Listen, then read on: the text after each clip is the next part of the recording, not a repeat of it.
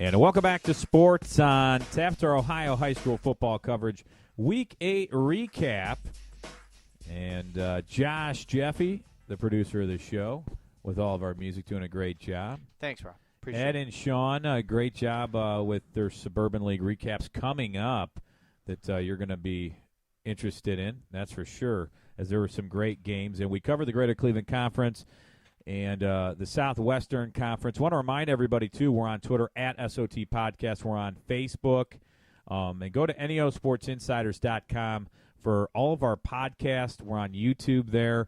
Also, our articles are up there with our Game of the Weeks and much, much more. Now, let's head over to Ed Dick, as he's going to cover the National Division for the Suburban League. And, Ed, a lot of great games again, and we had the chance to cover Sean's American Division, which we'll get into. But the National Division had equally some great games there. Yeah, absolutely. The unseasonably warm weather led to more headaches for defensive coordinators this week in the National Division. But most importantly, there was not one but two upsets in the division this week, one of which sets up an exciting race for the last 2 weeks of the regular season. But first, we will start out with 1-6 Cuyahoga Falls traveling to 6-1 Stowe Monroe Falls. The Bulldogs were smarting from their loss against Hudson last week, and they made sure to leave no doubt against the Black Tigers, shutting out Cuyahoga Falls 37-0. Stowe, in fact, triggered the running clock after halftime with a 34-0 lead. Stowe running back Terrion Ray rushed for 108 yards and a touchdown, while quarterback Kyle Van Treese threw for 145 yards and 2 touchdowns, one each to Logan Lindsay and Joe Gibbs. Stowe is 7-1 overall, 4-1 in the conference. They sit 5th in Division I, Region I playoff standings. The Bulldogs will host the Brecksville Broadview Heights Bees in Week 9. Cuyahoga Falls drops to 1-7 overall and 0-5 in conference play. They are eliminated from the Division I, Region I playoff contention. And the Black Tigers will host North Royalton next week. North Royalton, coming into the game 1-6 overall, 0-4 in the conference, travel to Macedonia to battle the 3-3 overall, 1-3 in the conference, Nordonia Knights. This scoreboard changed more than a politician's words in election season in this contest. The two teams combined for 46 points in the first quarter alone. With the Bears holding a 25-21 lead, North Royalton was able to maintain the cushion over the Knights, pushing their lead to 38-28 at the half. The Knights kept battling back, but the Bears were able to continue scoring, and they come away with a 66-56 victory. Wow. North Royalton freshman quarterback Joe Marusik completed 9 of 20 passing for 181 yards and 4 touchdowns. He also rushed 15 times for 56 yards and a touchdown. Senior wide receiver Dave Stewart caught 6 passes for 105 yards and a touchdown. But the big star of this night was junior running back Zach Antonio, who carried the ball 21 times for 313 yards and 4 touchdowns. Nordonia running back Anthony Perrine countered with 4 touchdowns of his own on 16 carries for 51 yards. With the win, North Royalton improves to 2-6 overall, 1-4 in the conference. They remain alive by a thread in Division I Region II playoff contention. The Bears will travel to Cuyahoga Falls next week. Nordonia drops to 3-5 overall, 1-4 in the conference play. The Knights are also alive by a thread in Division II Region 5. They will host Twinsburg next week.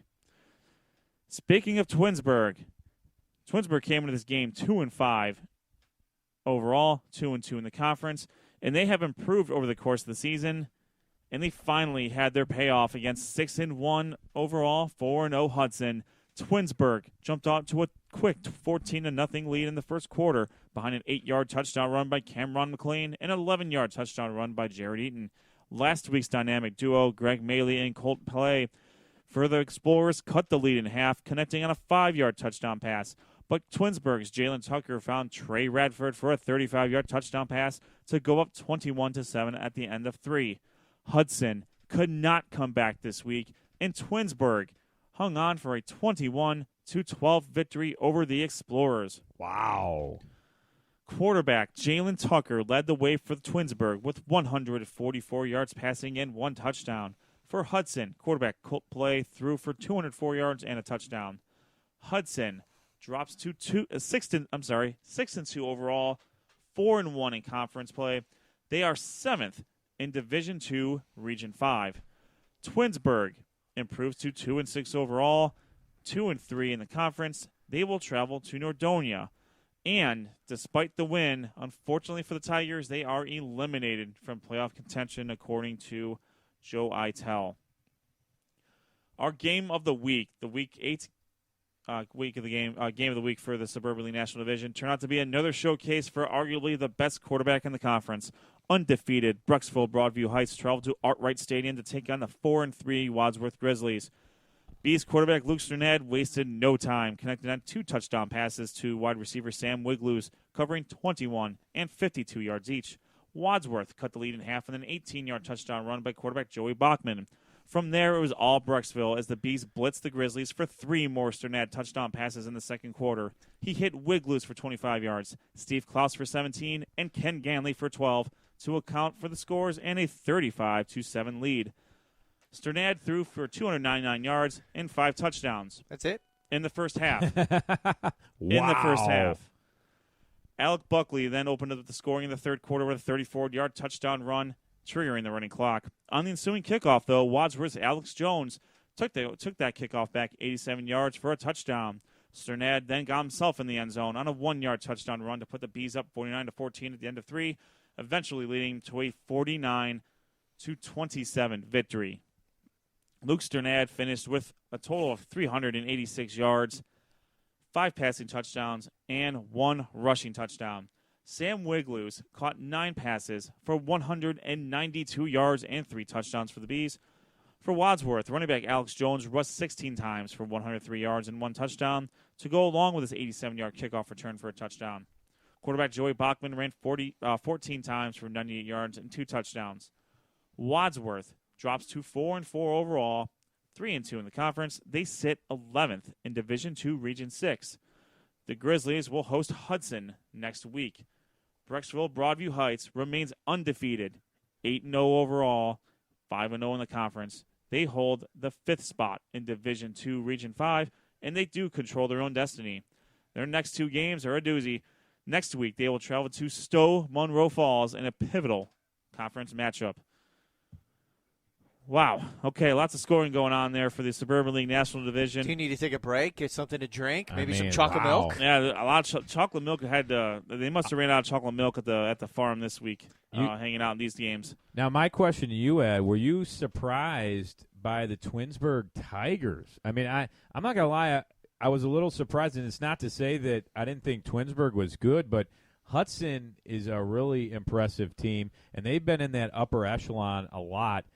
And Twinsburg to hold a tough Hudson team to 12 points, I mean, that's impressive. Yeah, absolutely. And I don't want to say I was surprised because Twinsburg's been playing tough all year. Yeah. They have been steadily improving, and they have they have a great offense.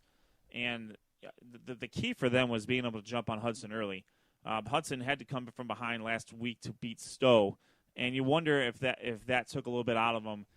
Going against a team like Twinsburg, who hasn't had a whole lot of success in the win column this year, but certainly has had successes on the field with their 2-quarterback system with Jalen Tucker and Anna Van de Mater.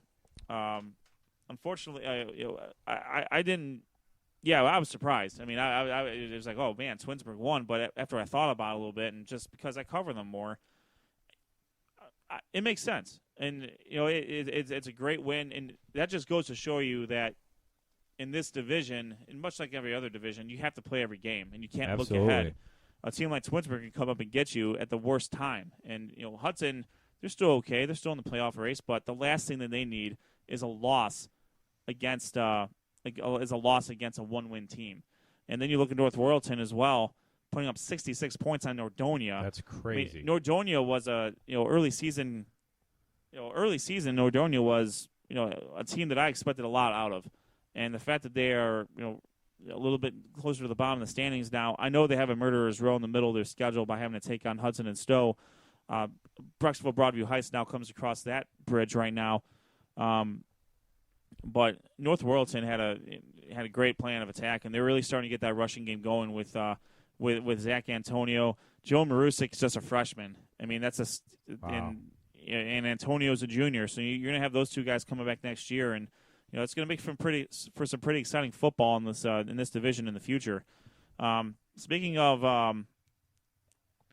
Zach Antonio, his efforts definitely earned him the MVP of the week for the Suburban League in Week 8. Once again, 21 carries, 313 yards, and 4 touchdowns in a 66-56 victory over Nordonia. Crazy.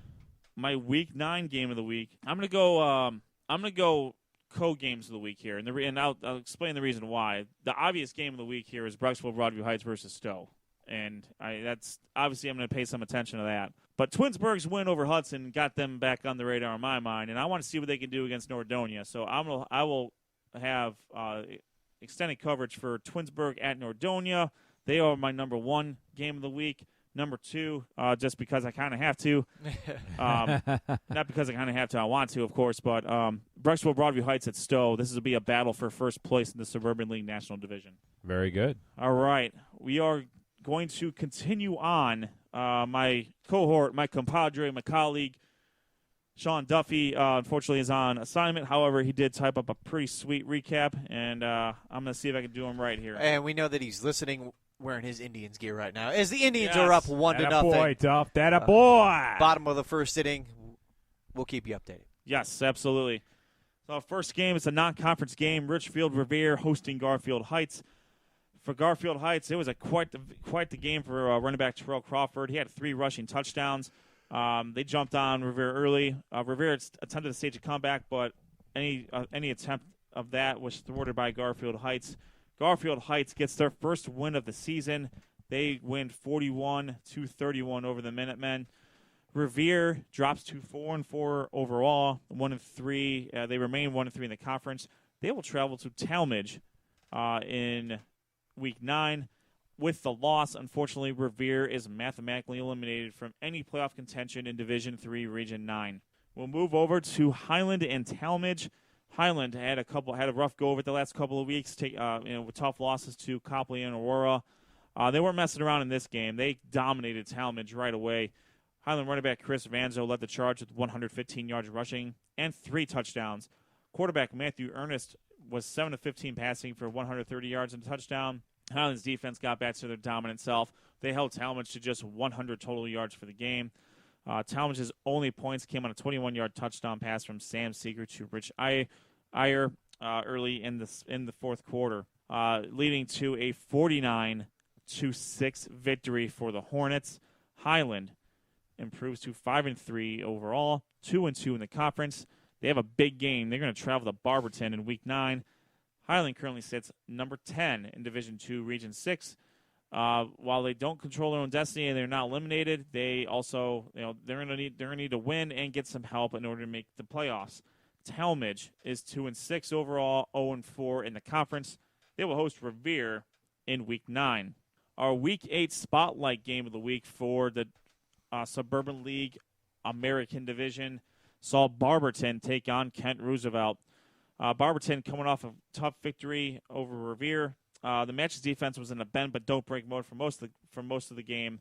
Though they allowed the Rough Riders to move the ball within the 20s, but they did limit Kent Roosevelt to only 2 touchdowns on the night. Barberton's offense was able to take advantage of key turnovers, and their stout defensive play put up the necessary points to secure the victory. Barberton was able to overtake Kent Roosevelt for a 28-14 victory. Barberton improves to 6-2 overall, 2-2 in the conference. They are currently sitting 10th place in Division II, Region 5. They will need to win out and probably receive a little bit of help in order to slide in that 8th and final playoff spot. Barberton will host Highland in Week 9. Kent Roosevelt, 2-6 overall, drop to 1-3 in the conference. They will host Copley in Week 9. So lots of good, a little bit of blowouts here in the Suburban League American Division, but Highland, you saw Highland get back on the right track. now you're starting to see a good separation here. You have your top 4 teams with Highland, Copley, Aurora. We will get to Copley and Aurora here in the next segment. And then you got Barberton. Those are your 4 teams that are kind of the cream of the crop. And it's going to be almost an elimination game next week for Highland and Barberton when they clash. That'll be a pseudo playing game to basically just stay alive in the playoff line. I can't imagine a team that loses that game is going to stick around much longer going forward there. In fact, Sean has decided to make that the Week 9 spotlight game for the Suburban League American Division. It will be Highland, 5-3 overall, 2-2 in the conference, traveling to Barberton, 6-2 overall, 2-2 in the conference. Yeah, I think that's a great game. Barberton, for being 10th in the playoff rankings right now, according to Joe Eitel, I mean, it's sitting at 6-2. I mean, that's an impressive record, and I know one of those losses was to Copley. But you look at that Barberton team, and a win against Highland. Highland has beaten some pretty good teams, and they're always, they had a little bit of a rough stretch, but still a very impressive team. So if they can get a win there and win out, like you said, they might need a little bit of help, but they're still right there. It's not to say some of those teams that are in the playoffs, couldn't lose. So we'll wait and see what happens there. But nonetheless, a great job with the Spotlight game. I think that's going to be a great game, and we'll have to see what happens. Yeah, absolutely. And unfortunately, I'm not going to there is an MVP of the week, but it did not come from the 3 games we already covered. So I will tease that for the next segment as far as the MVP for the Suburban League American Division. Real quick, just to give a quick update on some of our other teams. One of the teams that we've been talking about a lot lately is Fayetteville down in the Dayton, Cincinnati area. Head coach Kevin Finch, my beloved brother-in-law, they did clinch their 2nd straight Ohio Valley Athletic Conference championship with a 41-20 victory over Jefferson Township. With the win, they improved to 6-2 overall. They are currently sitting 7th in Division 6, Region 24. Nice. They do have 2 tough non-conference games coming up. They have Notre Dame, who is 6-2, and they have Bishop Reedy, who is 5-3. They currently do not have the ability to control their own destiny just yet. I would imagine a victory next week will most certainly help them get to that point. So solid victory for Fayetteville there. And we're looking forward to seeing how they do next week. We'll loop in our coverage of our the Buckeye Bucks with our game of the week recap next for our next segment here. Yeah, and they're in the Patriot Athletic Stars division, and some pretty surprising results in the Patriot Athletic Conference. So we'll see what Buckeye does. We'll also give our game of the week coming up. Also talk about our game of the week that featured Aurora and Copley when we come back. So I want to thank everyone for listening. We're Sports on Tap. It's our Week 8 recap, our Ohio high school football coverage. We'll step away, take a short break. Don't go anywhere.